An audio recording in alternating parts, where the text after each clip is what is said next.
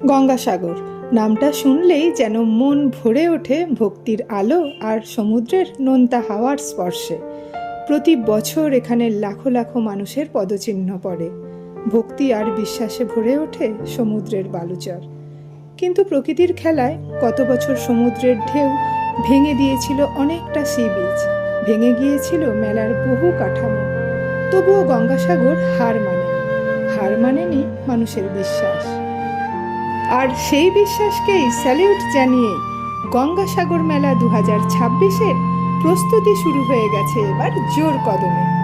সমুদ্রের ভাঙন আটকাতে আবার নতুন মাটি ফেলা হচ্ছে, আবার নতুন করে সাজানো হচ্ছে সি বিচ। যেখানে গত বছর ছিল ভাঙন, সেখানে এবার নতুন করে গড়ে উঠছে সৌন্দর্য, নতুন আশা, নতুন স্বপ্ন। মেলার মাঠে শুরু হয়ে গেছে প্রস্তুতির কাজ। নতুন রাস্তা, নতুন অতিথিশালা, নিরাপত্তা ব্যবস্থার উন্নতি, আলো, জল, শৌচালয় সবকিছুতেই চলছে দ্রুত উন্নয়ন।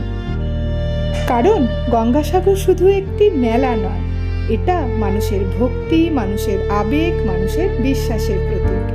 যেদিকেই তাকাবেন, মাঠ, রাস্তা, সমুদ্র তট সব জায়গাতেই এখন একটাই লক্ষ্য, গঙ্গাসাগর মেলা 2026-কে করে তোলা আরও সুন্দর, আরও সুসজ্জিত এবং আরও নিরাপদ।